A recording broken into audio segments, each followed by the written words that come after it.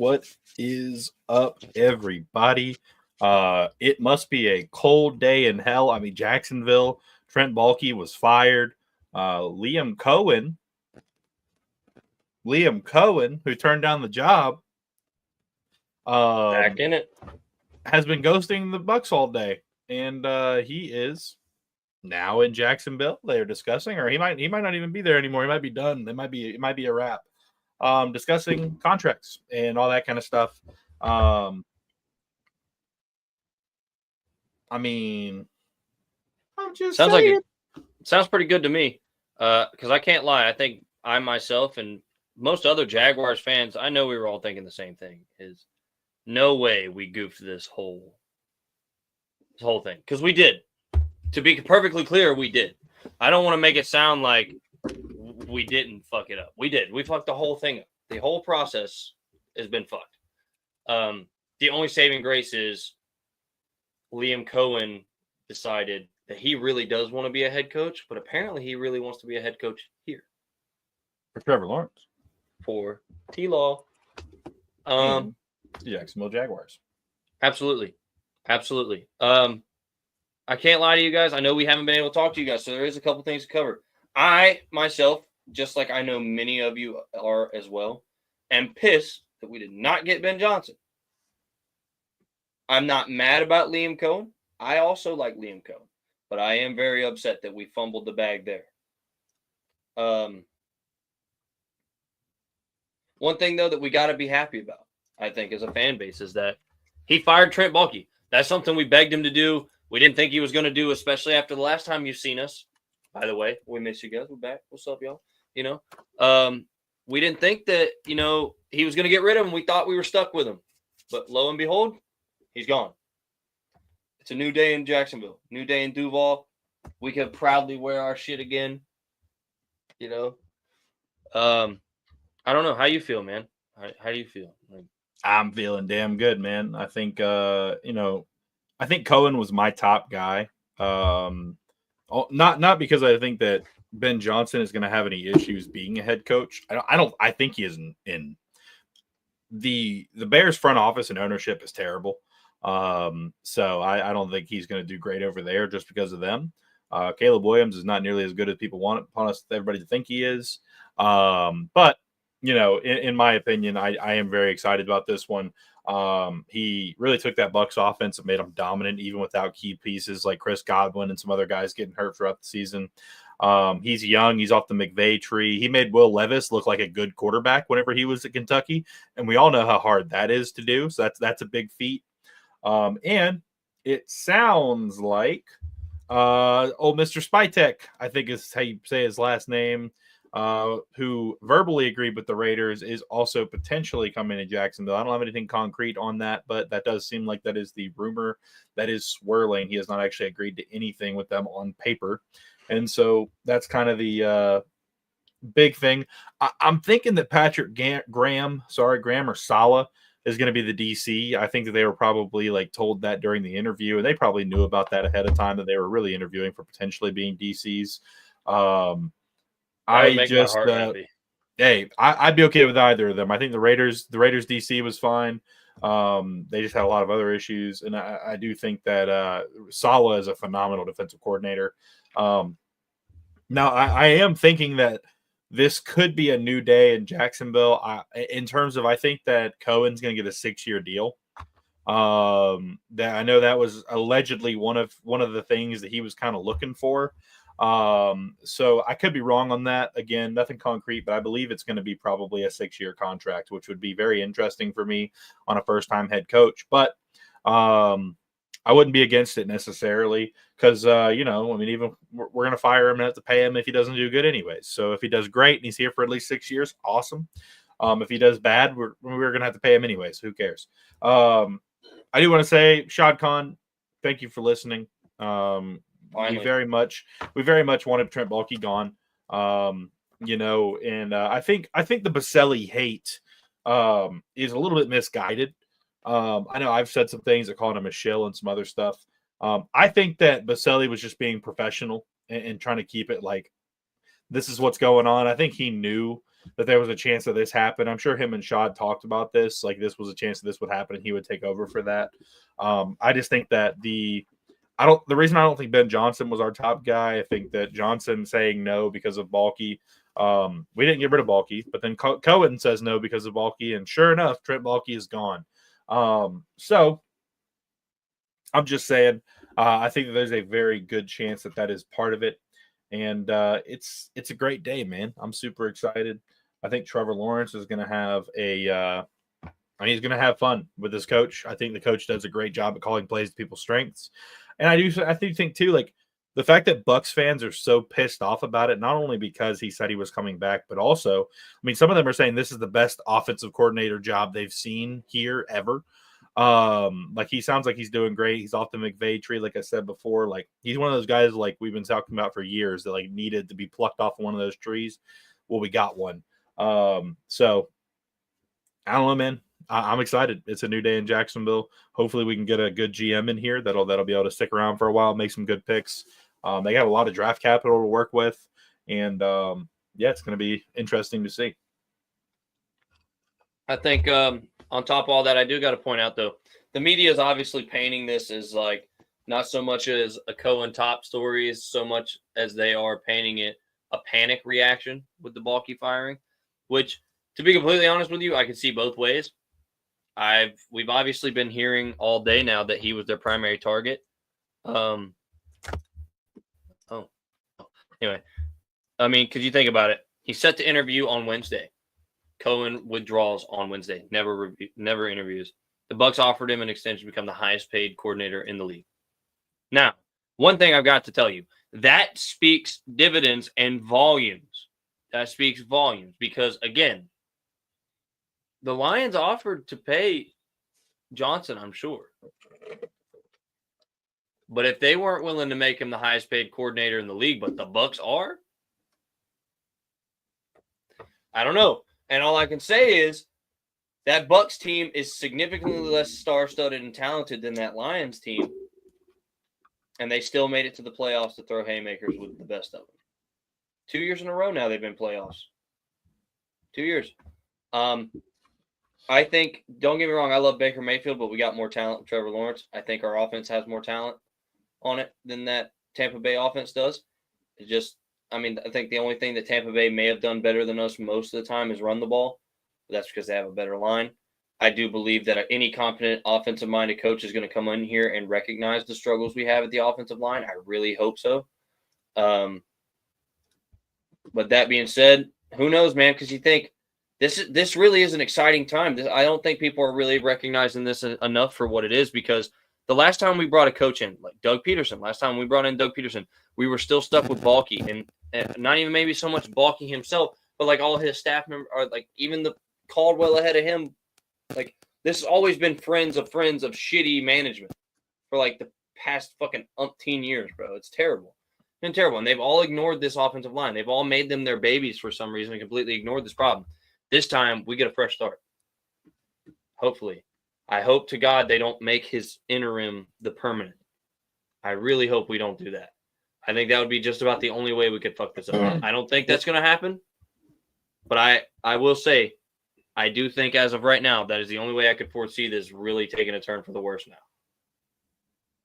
Yeah, I don't think that's going to happen. I definitely understand the concern, but I think we're good there.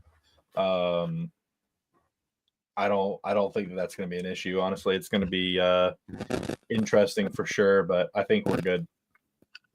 Also, I want to say too, Mike Evans is getting older. He's still a beast, but give Liam Coen someone like a Brian Thomas Jr. Give Liam Coen someone with the fucking generational bazooka of an arm that Trevor Lawrence has. And I do think Trevor Lawrence is more mobile than Baker. The one thing I've got to give Baker, because I am a Baker Mayfield fan, there's not another quarterback in the league that plays with the grit that guy plays with. That guy plays with some of the hardest, just honestly, there's no other way to say it, but blunt fuck you football that you can get. That guy is a team guy through and through. I love that guy. But Trevor's a team guy also. That cannot be understated. Trevor goes all in for those guys. So, I am excited. I'm very excited. It's been a lot of emotions in Duuuval the past week because, truthfully, man, we really should have never let it get to the point where Liam could have. For all you Bucks fans out there. Hold on, man. We're speaking this into existence, but now we got to really hope it comes to fruition and nothing blows this up. But I will say, too, man, this. Yeah, first of all, that's fucking great. Bro, some of these fucking tweets coming out of this are hilarious, man. Hold on, I just found another one. I gotta say though, man, like I was saying, it's been a spiral whirlwind of emotions. I just don't think we should have let Liam Coen run the number up on us. Personally, I feel like if we would have gotten rid of Balky in the first place, Liam would have signed off the rip to begin with. I don't think we would have ever had this little bidding war back and forth. I think it's a classic example of Jags doing Jag shit that we didn't have to do. We're going to pay more than we needed to. Well, I don't. Sorry, I didn't mean to cut you off. I think that part of that too, though, at the end of the day, has got to be Balky as well. Oh yeah, Balky was definitely in the ear trying to stay. So I think Tony, and I mean honestly, because Kahn's never been afraid to throw money at people. So I think Balky was like, oh no, he's asking for too much, and they really just wanted him gone.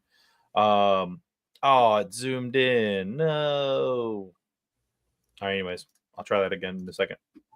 But anyways, yes, I mean it's interesting for sure. It's definitely going to be a tough one. I don't know exactly how I feel about it, but we'll see. I'm really not upset about it. I think that Shad Khan has plenty of money, and running up the price, I'm not really worried about it because I think it really doesn't affect our pockets necessarily. So, at the end of the day, pay him whatever he wants to be paid because, again, coaches don't really count towards the salary cap. So I really don't care how much they get paid at the end of the day. Yeah, I agree with that. And I like to see more signing bonus money, though. For if we did. Because obviously our cap space is not terrible. I think we're at 32 or 35 this upcoming off season. So, Eric said send the link. Could you send Eric the link once again, please? Yeah, I can. But anyway, I think we're at 35 million in salary cap. That means we've got some room to land some people, and it would be more enticing if we could land them on a bigger signing bonus versus salary. To entice some of these people here so we can work around the numbers. The numbers can always be moved. It's obviously everyone in the league with a brain really believes truthfully that salary cap isn't even real. You can't blame them because they always find a way to make it work somehow. You never hear of a team having to get rid of a big-ass player because of salary cap. That being said, though, I would have liked – that's the only reason I could think of to not just throw a money bag at him. You know what I mean? You pay him, but that's the only reason I can think of is preserve money for potential signing bonus. And also, fuck Shad Khan for spending all this money anyway because he's going to raise the fucking season ticket prices like a bitch. Well, the money doesn't even matter though, because it's not like signing him keeps us from signing anybody else. I mean, no, it doesn't. No, I mean Shad saying he's putting a number on it. I mean, Shad's not gonna. He's always just put whatever they want. It's not gonna. I don't think that's gonna affect what we pay people at all. He does always seem to say that and then spend an assload of money on people we didn't need. Yeah, I don't know. We'll see. It's gonna be interesting. Hopefully, we can get Eric in here in just a minute or so. Yeah, Eric is working through some technical difficulties. It's something though. I don't know. I just feel a lot better knowing that we're not completely up Schitt's Creek with no paddle. I think that's where I'm at with it. Because there for a solid few minutes, it absolutely. Holy shit. Did you see what Randy just told us? Robert Saleh has landed in Jacksonville. And if I'm going to tell you right now, if Saleh's there, Liam Cohen's still there. They're going to try to work out a way to bring Saleh in as the DC. I'm going to tell you, if that happens, that's music to our ears. Jags fans, y'all got to understand something. Y'all can shit on Robert Saleh all you want, but that Jets defense was fucking humming. It was not entirely his fault. It is still his fault because he was the head coach. He still should have taken a little bit more of the reins and done something about it. But it's not his fault that the offense was completely shit. His defense was on their fucking game, son. On the ball. So clearly he's still a badass defensive coordinator. Obviously, too, I mean, look at the way that the Green Bay, the Packers finessed the system and brought him in as an advisor. So they didn't violate any rules, but they brought him in as an advisor, and their defense instantly turned the fuck around. They turned up. Turned up. It'll be a great day in Duuuval if we land Saleh as the DC. Now, what my thing to see is I'm wondering if Coen's going to try to bring in a traditional offensive coordinator to get away from calling plays himself, or if Coen's going to come in and call plays himself from the sideline, like I would hope he does. Yeah, I think I like that O-line coach from the Bucs personally. We'll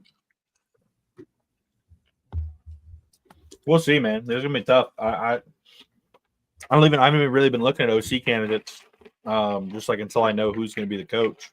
Me either, and that's what I've been thinking. I haven't even thought about that really.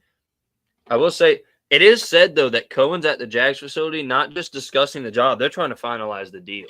That's what's being released now. It's not even about whether he's taking it; it's about how much and when. Like, how much do I get right now, and how much do I get over the next number of years, X amount of years. Also, our dumbass of the day, Ryan Orlovsky. Just got to point that out there. If you don't know, you will soon.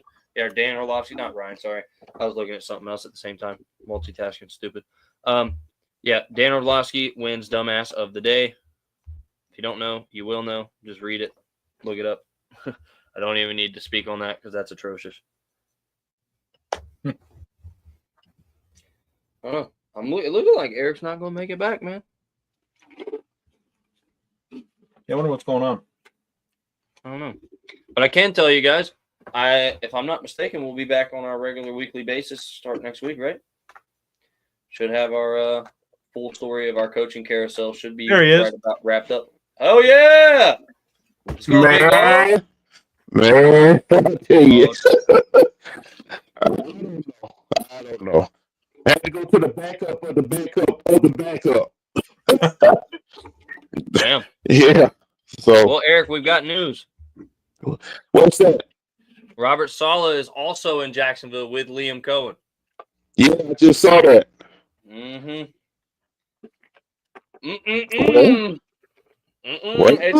It's looking to become a scary day in Duuuval or a scary day in the NFL for everybody else, really.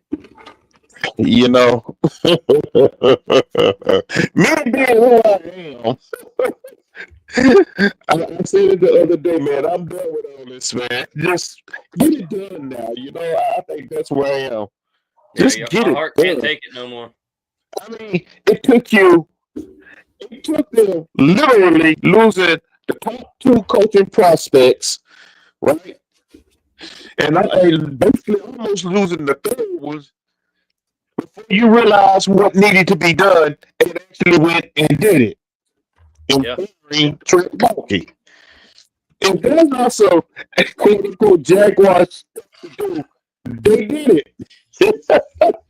So at this point, I'm thinking, as long as we don't get no idiot, I'm okay with right now. Because just do something. Yeah, you know, just do something. It's got to be something. It's got to be something. There's no way that I can sit back and watch the tomfoolery any longer.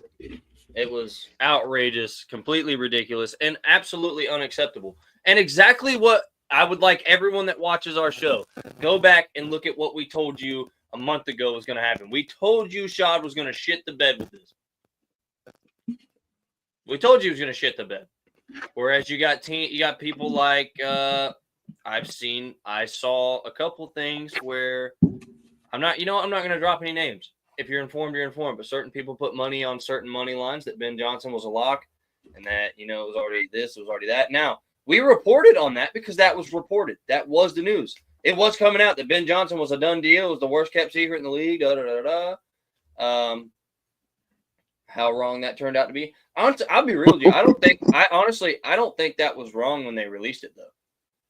I think it was absolutely correct. Ben Johnson did want this job. Ben Johnson likes Trevor Lawrence. Ben Johnson likes the offense and the defensive talent that we have. He did like the job. Hell, we were getting that from Mark Brunell the whole time. I think exactly what it was.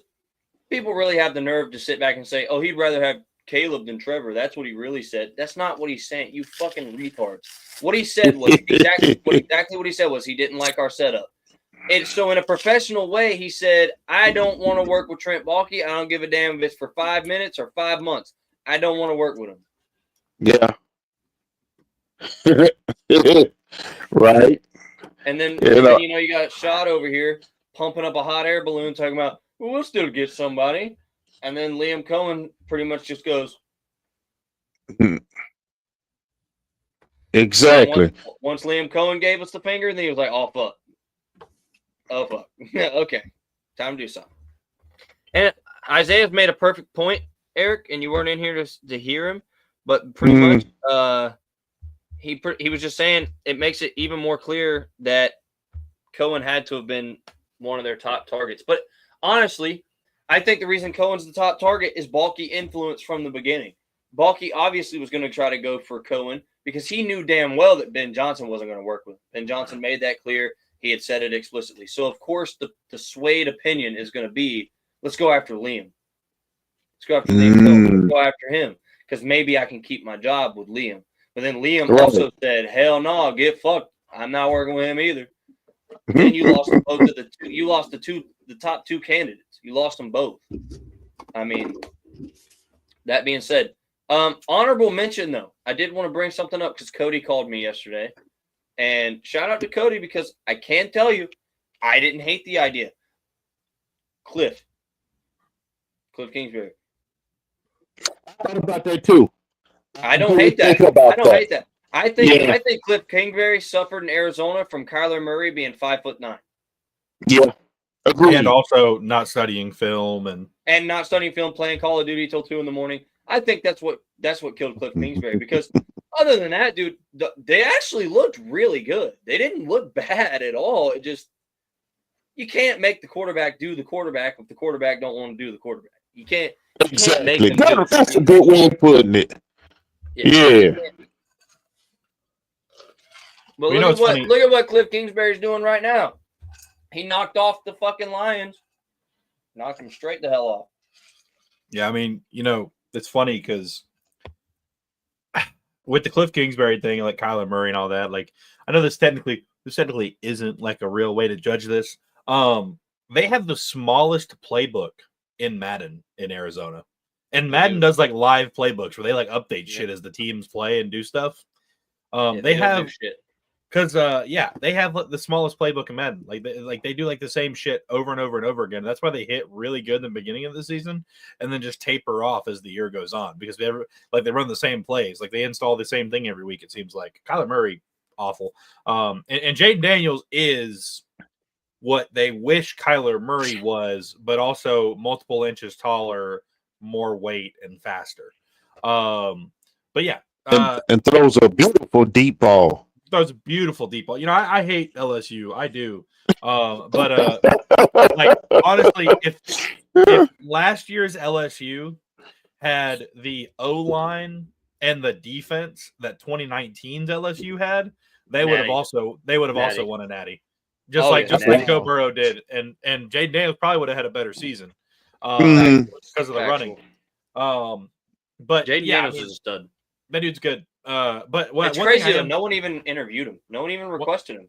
Yeah, that's crazy. One thing I'm hoping about is Baselli. I hope he stays in some sort of EVP or some sort of role because I know for a fact, and Coen also has been around this, but I know for a fact that if Baselli is in a position of leadership to affect anything with this football team, we're going to overhaul the offensive line for sure. And in some of the defensive line. I mean, I think that the offensive line is honestly still so bad. It is terrible. I'm tired of just good enough.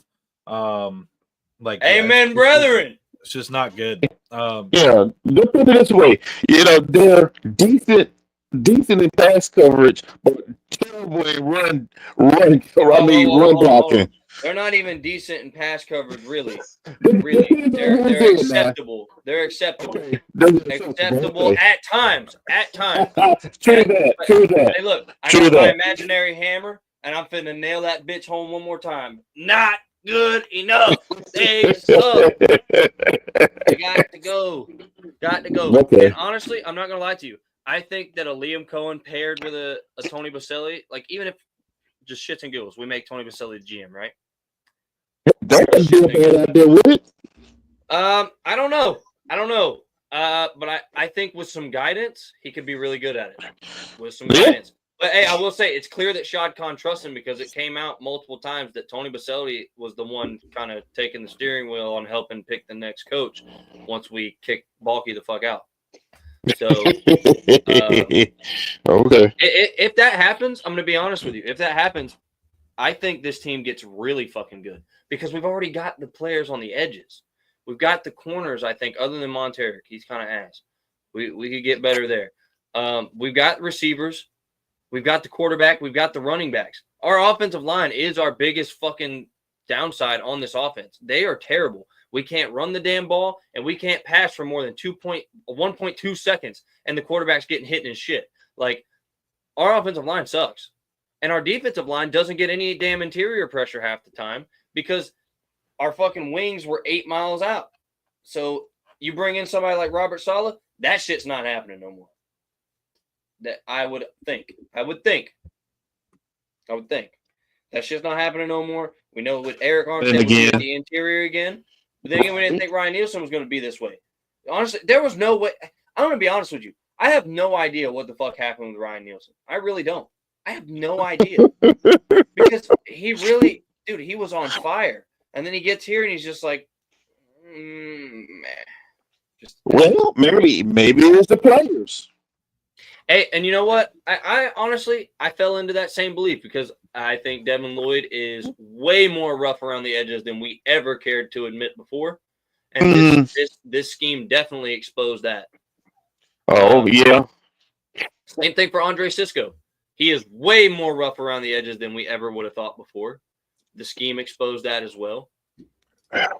Because no matter how many times you want to play savior ball as the safety, you've got to know that your top priority is covering the back end. So no matter how much you think that the linebackers are fucking up, you've got to let them fuck up and then play support. You can't keep giving up the top half. So no matter how much I want to empathize and be sympathetic for the fact that I understand you biting down too hard because of a mess up in the second level, I want to sympathize with that and I want to give the empathy there. But you also have to know you can't just leave the fucking back end empty with people like Jalen Waddle and Tyreek Hill. You're a fucking retard, and you gotta stay gap sound. Do your own damn job. Do your job. And I think that got exposed more than anything. I think Monteric Brown got exposed for not doing his damn job sometimes too, more than we thought. Jarian Jones shined a lot. Actually, he got exposed sometimes. I expected it from a rookie, to be honest. But for a rookie, all in all, he didn't give up no damn touchdowns. That's another year. This is 3 years in a row now since, from college to now. 3 years he ain't gave up a touchdown to nobody. Nobody. That's a hell of a feat in the NFL. That guy's a dog. I mean, for veteran, hell. I'm saying that kid's a dog. He's a beast. There's no ifs, ands, or buts. I think we saw flashes from DeAndre Prince. We also saw that he doesn't get enough playing time. Once he got in the game. But he could turn out to be like Monteric too, honestly. We said the same shit about Monteric. More playing time and he'll develop. He got more playing time and he didn't get worse. He didn't get worse. He was a lot better than Darby. Shit. Well, Darby was the worst shit, I think. No, I mean, I like Monteric. Yeah, I think some of the situations he was put in a pickle and he made the wrong decision. And there was a few times, he just got toasted off the line. He was yeah, for sure. But I would keep him around. I think you bring in a Robert Saleh, though. Robert Saleh is more the guy that's like, I really don't care if everyone likes you or not. If you play good, you're going to play. Right. And that's how we're going to get people like Ventrell Miller on the field, more in a permanent role over a Devin Lloyd. You have to remember, too, Dewey didn't play for a while. Once Dewey came back, all the that shit tightened performances up. started getting better.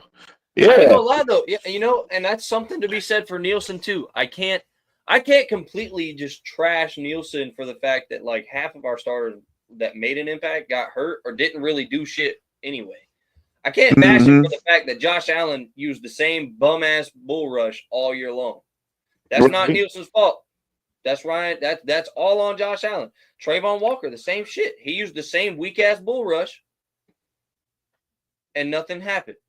Now, Eric Armstead being on the edge, that's Ryan Nielsen. That is your fault, 110%. The fact that Ronald Darby was still playing, really, I think that was Balky. I think that was Balky saying, I signed this dude, you're not going to bench him and make me look like a fucking idiot. Playing him. Because clearly that's what was on Balky's mind a lot of the time. That's why he was trying to start fucking Mason Smith when he was over pursuing. And they wanted to sit him a little more, let him get some more time in, which clearly was the right decision. They healthy scratched him, and then when the motherfucker finally did start getting consistent playing time, he was a monster. Yep. So exactly. Whatever decision they made to healthy scratch him to develop whatever part of his game they wanted to develop first, that clearly was the right call. So I mean, I can't hate on him for healthy scratching him, and then to know that Balky was pissed off about that just shows me that Balky would rather his appearance look better than what he's actually putting on the fucking field. So ain't no telling, but it's a new day in Jacksonville, man. I'm just glad that Balky's gone. I think that's the biggest thing the city is happy about. Anybody that supports the team, after that, everything else is, anticlimactic, really. Okay, bring the coach in, bring the new GM in. I don't care. He is gone. I don't have to worry about all this trading up and down. That's something I hated too, because like we ain't even got to get into that. I ain't even really got time for that. So I got to get studying. But listen, I was glad to be back on here with y'all boys. We coming back next week for sure. I don't know if we're going to end here or not, but I know I've got to go. I have to go study. My first day, and they jam-packed 2 days worth of stuff into a 5-pound sack. One more thing before you go. Apparently, Albert Beer posted that more details on the Liam Coen situation. The Buccaneers offered a 3-year deal on Monday to make their OC the highest paid coordinator in NFL history, but it was contingent on him not taking a second interview with the Jaguars, which is the reason for the secrecy on the Jaguars trip. So honestly, fuck the Bucs anyways, because they tried to fuck him out of getting a head coach spot by saying, "Oh, don't take it." Well, I can't blame him. I mean, I'm not gonna offer you this mega fucking deal to make you the highest paid coordinator when you're still playing. Yeah, but like the problem though is they can't block him at the end of the day. So no matter what, I agree with that. Yeah, they just try to pull some slick shit. Yeah. I mean, and the Bucs have been known to the Bucs have been known to just randomly can people and do all that shit in the past. So honestly, fuck them. But fuck them anyway, because we want him anyway. So fuck him. Keep Liam Coen. But yeah, I mean that's about all I got. Y'all got anything else before we sign off here? Duuuval, baby, it's good to be back. Yep, Duuuval, sweet. Oh yeah. God bless Liam Coen. God bless Robert Saleh. Bring him in. Peace.